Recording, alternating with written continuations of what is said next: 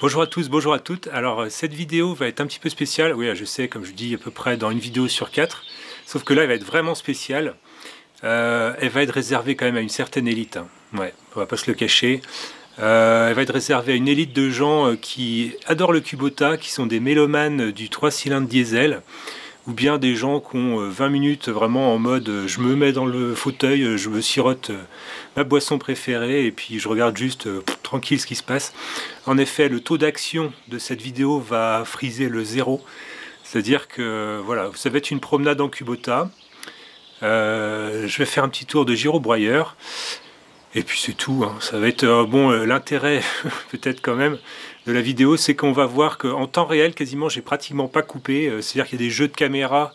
Je passe du caméscope à la GoPro, voilà. Mais en fait, à part vers la fin, où à un moment donné, la GoPro elle est partie en sucette, et donc ça filmait le ciel. Donc là, vraiment plus aucun intérêt. Donc c'est quasiment du temps réel. Donc on va voir qu'en à peu près 20 minutes, tout compris, j'ai vraiment bien nettoyé mon potager qui fait, je sais pas, 50 mètres carrés à peu près. Puis j'ai fait un tout petit peu de pelouse qui était autour, quoi, mais bon. Bon voilà, à part ça, l'intérêt de cette vidéo est totalement nul. Donc voilà, au moins comment dire, je vous vends pas un tapis. Voilà, l'idée c'est vraiment de regarder ça tranquillement, si ça vous intéresse, hein. Si ça vous intéresse pas, ne vous forcez pas. Vous pouvez passer à autre chose. La prochaine vidéo sera probablement plus mécanique. Là, j'ai reçu mes pièces. Les petits lutins m'ont amené les pièces qu'il me fallait pour mon Husqvarna. Et puis voilà. Que dire d'autre? C'est ça, de ne pas préparer son texte avant et de juste causer devant le caméscope en prenant juste 10 minutes à l'arrache. Donc voici la douce mélodie que vous allez entendre. 3 cylindres diesel Kubota. Je sais même pas le type moteur que j'ai, je crois que c'est une cylindrée de 600 ou 700 cm3, je saurais même pas vous le dire par cœur.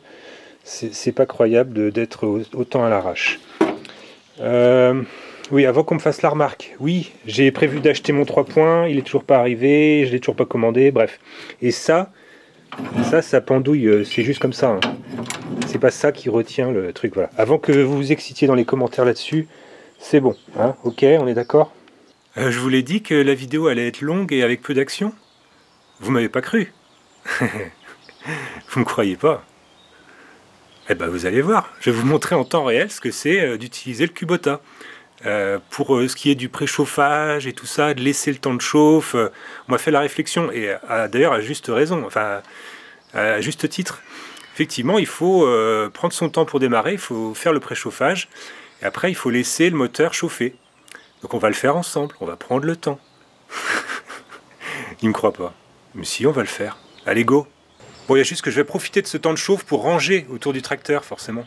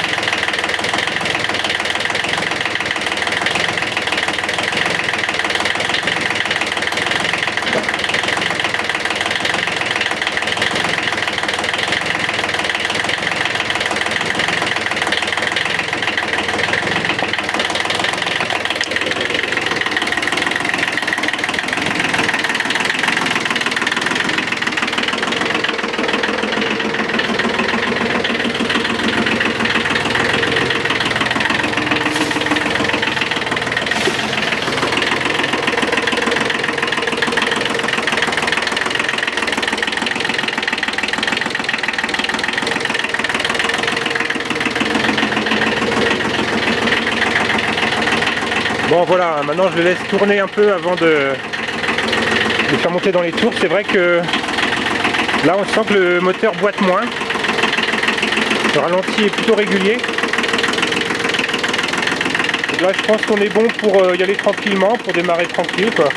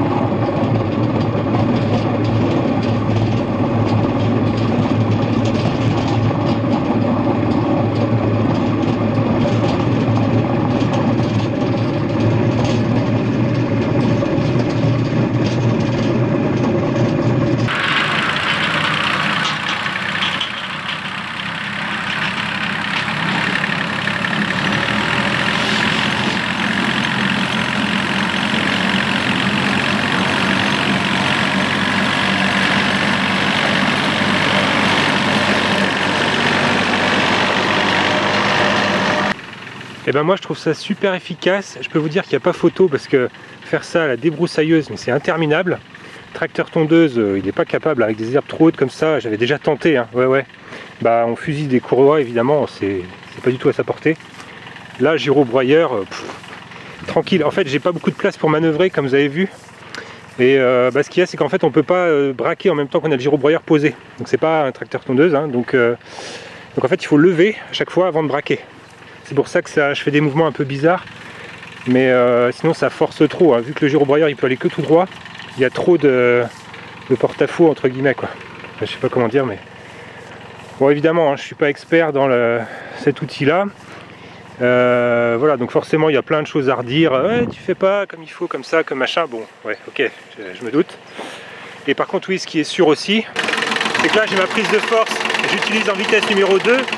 Et après, je choisis l'avance de la machine. Et j'ai un embrayage. Et je dois me servir de l'embrayage pour faire de neutre à la vitesse et de neutre à la vitesse dans les deux cas. C'est-à-dire qu'en fait, je choisis ma vitesse de prise de force, après je choisis ma vitesse pour avancer, et après j'embraye. Donc en fait les deux se produisent en même temps. C'est pour ça qu'en fait je commence à avancer, ça se met à tourner, et je descends après. Donc il y a toujours un moment où voilà, ça tombe pas. Enfin voilà, je sais pas comment dire, mais... Ou alors il faut que je sois en stationnaire, donc point mort au niveau de la boîte de vitesse, enfin pour avancer quoi, point mort. Je mets en 2 au niveau de la prise de force, et là bah, je tourne, et plouf, je tombe sur place. Et par contre après pour passer la vitesse, pour avancer, voilà. Donc c'est vrai qu'il y a des modèles hydrostatiques, c'est beaucoup plus simple. C'est-à-dire que la prise de force est vraiment indépendante du moteur. Et voilà, c'est plus simple, mais bon là c'est pas mon cas. Il faut faire avec. Et de toute façon on n'a pas le droit, on peut pas passer les vitesses en roulant. Enfin, il y a plein de contraintes sur cette boîte où il faut faire très attention sinon on l'abîme. Donc c'est pareil, c'est pour ça que même entre la marche avant et la marche arrière, moi je sais pas exactement, mais pour l'instant, quand je suis en prise, que je suis en marche avant, intuitivement je vais pas m'arrêter, repasser la marche arrière, reaccélérer, enfin, ça va faire un à-coup dans le cardan. Donc là, pour l'instant je ne veux pas faire ça, donc c'est pour ça que j'ai tendance à faire que de la marche avant, que de la marche avant, que de la marche avant, et après en fait je désengage la prise de force, je passe la marche arrière, et après j'attends en fait que la prise de force se soit arrêtée et je repars. Donc peut-être que j'attends pour rien, mais j'avais remarqué au début où je faisais un peu moins attention on va dire, et je sentais des à-coups dans le cardan, et donc des à-coups dans la prise de force. Parce qu'en fait la lame du gyrobroyeur c'est comme un énorme volant moteur, il y a beaucoup d'inertie. C'est-à-dire que ça continue de tourner, même quand c'est plus entraîné là, ça continue de tourner pendant je sais pas combien de temps. Et je n'ai pas de système de roue libre sur ce cardan. Donc c'est vraiment, si ça tourne, ça tourne, et inversement. Enfin, voilà. C'est pas comme sur un vélo où quand j'arrête de pédaler, le vélo peut avancer encore tout seul. Là c'est pas le cas, j'ai pas de roue libre.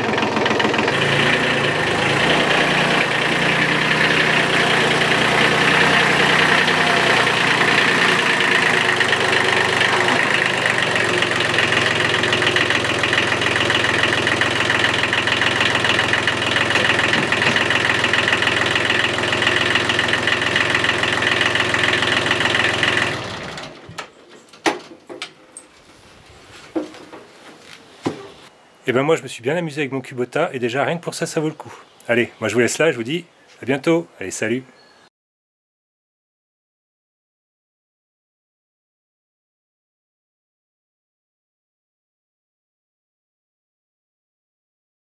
Je vous l'ai dit que la vidéo... je vous l'ai dit que la vidéo... juste moi je vais profiter de ce temps... Putain, le camion poubelle là, c'est bon, on se calme.